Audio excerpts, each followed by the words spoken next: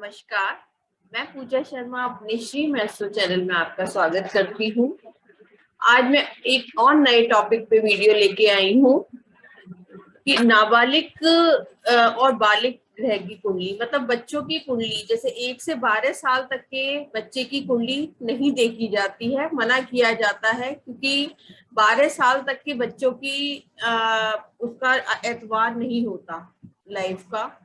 क्योंकि बच्चे के 6 साल, जो शुरू के 6 साल पिता की कुंडली से चलते हैं, और उसके बाद के जो माता के कर्म के अनुसार चलते हैं। तो 12 साल तक के बच्चों की कुंडली नहीं देखी जाती है। उस केस में हम कुंडली देखते हैं जब बच्चे को कुछ मेजर इश्यूज हैं, हेल्थ इश्यूज हैं, या लाइफ में कुछ और इश्यूज प्रॉब्लम आ रही हैं, तो उस केस में हम 12 साल तक के बच्चे की कुंडली देखते हैं। तो आज मैं यही बताऊंगी कि कैसे करके हम, अगर बच्चे को कोई मेजर हेल्थ इशू आ रहा है या उसकी लाइफ में कुछ प्रॉब्लम आ रही है, तभी हम कैसे करके उस कुंडली को देखें। क्योंकि 12 साल तक का बच्चा नाबालिग बोला जाता है। नाबालिग कुंडली के बारे में आप जानते ही होंगे।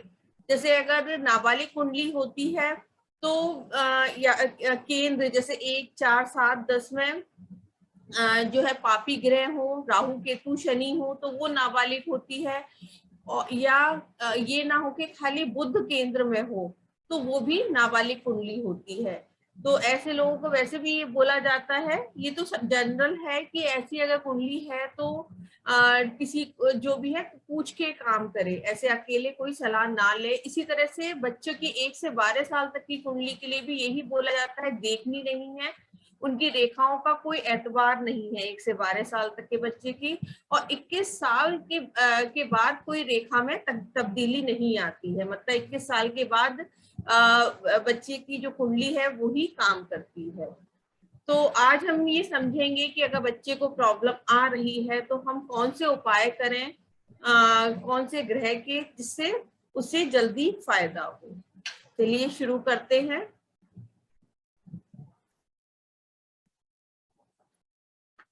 अगर पहले मैं आप लिख देती हूँ। जैसे अगर बच्चे की एज, मैं इसमें 1 से 12 साल तक के बच्चे के लिए ही बताऊंगी।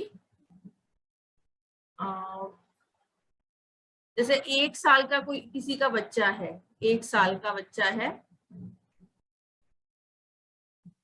तो अगर उसे प्रॉब्लम आ रही है तो हम कौन सा हाउस कंसीडर करेंगे? हम 7th हाउस में बैठे हुए ग्रह को देखेंगे कि अगर जो भी ग्रह बैठा हुआ है 7th हाउस में, कोई जो भी ग्रह बैठा होगा, तो हम उसको लेंगे और उसका उपाय करेंगे।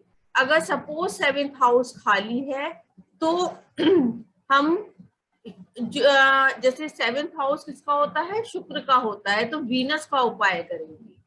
मतलब ये है, पहले साल का बच्चा है, 1 साल का बच्चा, जब से बच्चा पैदा हुआ है 1 साल तक अगर बच्चे को कुछ प्रॉब्लम आ रही है, मेजर इश्यूज है, तो उस केस में हम 7th हाउस में बैठे हुए ग्रह का उपाय करेंगे। अगर सपोज 7th हाउस खाली है तो उस केस में हम वीनस का उपाय करेंगे। वीनस जहां कुंडली में बैठा है उस घर का उपाय करेंगे। अगर बच्चा 2 साल का है तो 4th हाउस में बैठे हुए ग्रह का उपाय करेंगे। अगर 4th हाउस खाली है तो हम मून जहां कुंडली में बैठा है उसका उपाय करेंगे। अगर बच्चा 3 साल का है तो 9th हाउस में बैठे हुए ग्रह का उपाय करेंगे। अगर 9th हाउस खाली है तो जुपिटर का उपाय करेंगे। अगर बच्चा 4 साल का है तो 10th हाउस में बैठे हुए ग्रह का उपाय करेंगे। अगर 10th हाउस खाली है तो सैटर्न जहां कुंडली में बैठा है उसका उपाय करेंगे। अगर बच्चा 5 साल का है, बच्चे की एज 5 साल है, तो 11th हाउस में बैठे हुए ग्रह का उपाय करेंगे। अगर 11th हाउस खाली है तो सैटर्न का ही उपाय करेंगे, कुंडली में जहां सैटर्न बैठा है। अगर बच्चा 6 साल का है तो 3rd हाउस में बैठे हुए ग्रह का उपाय करेंगे। अगर वो खाली है तो मरकरी। जहां कुंडली में बैठा है उसका उपाय करेंगे। अगर 7 साल का बच्चा है तो सेकंड हाउस में बैठे हुए ग्रह का उपाय करेंगे। अगर वो खाली है तो वीनस का ही उपाय करेंगे। अब बात करेंगे 8 साल के बच्चे की। अगर 8 साल का बच्चा है, लेकिन आप ये उसी केस में उपाय करिएगा अगर उसे प्रॉब्लम आ रही है, ऐसे जनरल उपाय नहीं करने। 12 साल तक की बच्चे की कुंडली नहीं देखनी है।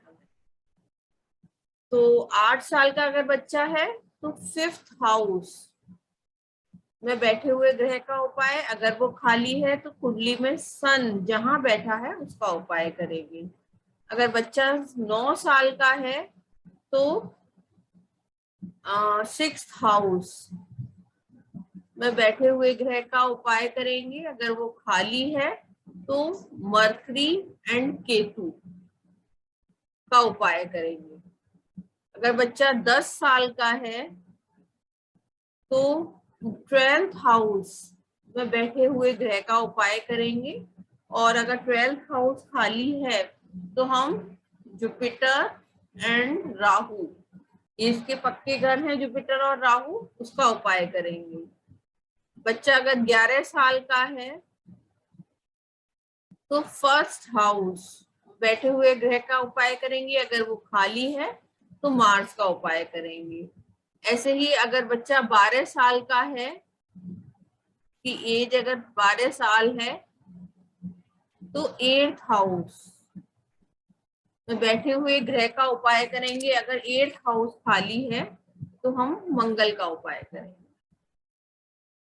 ठीक है, ये इस तरह से हमें करने हैं। तो जैसे मैं एक कुंडली बना लेती हूँ। सपोज किसी बच्चे की एज 9 साल है, उसे हेल्थ रिलेटेड मेजर इशू आ रहे हैं। हाँ, तो 9 साल का बच्चा है तो हम क्या करेंगे, 9 साल के बच्चे के लिए 6th हाउस में देखेंगे। तो जैसे 6th हाउस में सपोज मून बैठा है और सैटर्न बैठा है, तो हम दोनों ही ग्रह का उपाय करेंगे। अगर 9 साल का बच्चा है तो हम छठे घर का उपाय करेंगे। अगर छठा घर खाली है तो सॉरी छठे घर का उपाय करेंगे। इसमें मून और सैटर्न दोनों का ही उपाय करेंगे। अगर सपोज ये 6th हाउस खाली होता तो हम मरकरी एंड केतु उसका उपाय करेंगे। मरकरी सपोज यहाँ बैठा है, मरकरी 10th हाउस में बैठा है और केतु इधर बैठा है, तो हम 2nd हाउस केतु का उपाय करेंगे और मरकरी 10th हाउस का उपाय करेंगे। इस तरह से करेंगे। सपोज 4 साल का बच्चा है तो 4 साल के बच्चे के लिए हम 10th हाउस का उपाय करेंगे। अगर 4 साल का बच्चा है तो हम 4th हाउस 1 2 3 4 4th हाउस देखेंगे। 4th हाउस यानी 10th हाउस का सॉरी 10th हाउस देखेंगे। तो 10th हाउस में जो भी ग्रह बैठा होगा उसका उपाय करेंगे। अगर 10th हाउस खाली होता, सैटर्न जहां बैठा होता, सपोज सैटर्न यहाँ बैठा होता, तो सैटर्न 12th हाउस का हम उपाय करेंगे। तो इस तरह से हमें देखना है कि मतलब अगर कोई बच्चे को कोई मेजर इश्यूज आ रहे हैं तो हम इस तरह से मतलब ये जो बताए गए हैं उन्हीं प्लैनेट्स का हम उपाय करेंगे और जल्दी ही मतलब उसकी प्रॉब्लम हम दूर कर पाएंगे। तो ये है, वैसे तो इसे हम बालिग नाबालिग ग्रह बोलेंगे, लेकिन ये मेनली 1 से 12 साल के बच्चे के लिए ये उपाय है। तो आप किसी को प्रॉब्लम आ रही है तो आप ये लगा के देखिए और कराइए आप उपाय। बहुत इजी और सही मतलब वो है। तो आपको उपाय की नॉलेज भी होनी चाहिए कि क्या उपाय भी सही देने हैं, कहीं वो बैकफायर ना कर जाए। तो आज की वीडियो में बस इतना ही। मिलते हैं अगली वीडियो में किसी नए टॉपिक के साथ। मेरे चैनल से जुड़े रहिए, मेरे चैनल को लाइक, सब्सक्राइब और शेयर करिए। धन्यवाद।